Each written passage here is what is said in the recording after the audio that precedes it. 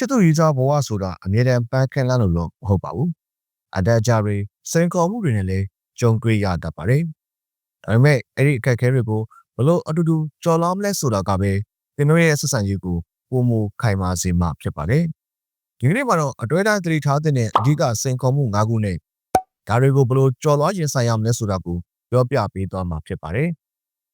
။ပထမဆုံးစိန်ခေါ်မှုကတော့ဆက်သွယ်ရေးပြဿနာပါပဲ။စကားပြောတာပြောလဲနားလည်မှုလွဲတာကိုယ့်ရဲ့ခံစားချက်ကိုမပြောပြတတ်တာတွေဟာပြဿနာရဲ့အစပါပဲ။ဒါတွေကိုကြော်လွှားဖို့အတွက်ပုံမှန်လေးပြောဆိုပါ။ကိုယ့်ရဲ့ခံစားချက်ကို message နဲ့ပြောပါ။ချစ်သူရဲ့စကားတွေကိုလည်းအာရုံစိုက်ပြီးနားထောင်ပါ။စိတ်မတိုးပဲအေးအေးဆေးဆေးဆွေးနွေးပါ။တရားနဲ့တရားနားလည်မှုရဖို့အချိန်ပေးပါ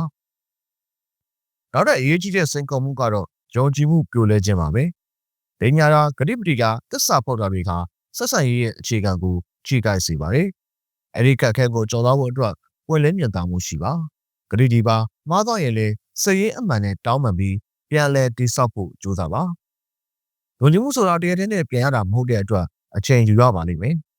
။တကယ်စိန်ခေါ်မှုကတော့မတူညီတဲ့ဦးစားပေးမှုတွေနဲ့လိုအပ်ချက်တွေရှိနေတာပါပဲ။တယောက်ကအလုပ်ကိုအဓိကထားကြတယ်လို့နောက်တစ်ယောက်ကဆက်ဆံရေးကိုပို့ပြီးတော့အရေးပေးကြတာမျိုးဖြစ်နိုင်ပါတယ်။အဲ့လိုအခြေအနေမှာညှိနှိုင်းတိုင်ပင်ပြီးအလဲအလတ်လမ်းကိုရှာဖွေပါ။တယောက်နဲ့တယောက်ရဲ့လိုအပ်ချက်တွေကိုနားလည်ပေးပြီးမျှတအောင်လုပ်ဆောင်ဖို့ကြိုးစားပါ။စတုတ္ထစိန်ခေါ်မှုကတော့အလုပ်မိသားစုတငယ်ချင်းငွေကြေးစတဲ့ပြင်ပကလာတဲ့ PR တွေပဲဖြစ်ပါတယ်။ဒီ PR တွေကဆက်ဆံရေးကိုတင်းမာစေနိုင်ပါတယ်။အဲဒီကမှာတယောက်ကိုတယောက်အားပေးထောက်ခံဖို့အရေးကြီးပါတယ်။ပြဿနာတွေကိုအတူတူရင်ဆိုင်ပါတယောက်ရဲ့ဝင်ထုတ်ဝင်ပိုးကိုတယောက်ကမျှဝေခံစားပေးပါ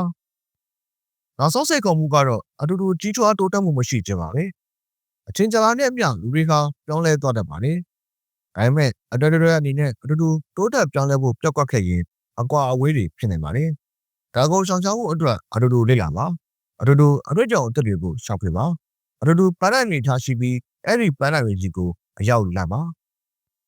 ဒီစိန်ခေါ်မှု၅ခုကိုသိရှိပြီးရင်ဘလိုမျိုးကျင်းဆိုင်ကြော်လွှားရမယ်ဆိုတာကိုနားလည်မယ်ဆိုရင်သင်တို့ရဲ့ဆက်ဆံရေးကပို့ပြီးတော့ခိုင်မာလာမှာသိကြပါတယ်။ရည်ကြီးဆုံးကတော့ချစ်ချင်းမြတ်တာနားလည်မှုနဲ့အတူတူစူးစမ်းဖို့ပဲဖြစ်ပါတယ်။အခုဗီဒီယိုလေးကို channel တက်တဲ့ဆိုရင် like and share လုပ်ဖို့မေ့ပါနဲ့။နောက်တဲ့ဗီဒီယိုတွေမှာကျွန်တော်တို့ပြန်ဆုံကြမယ်ခင်ဗျာ။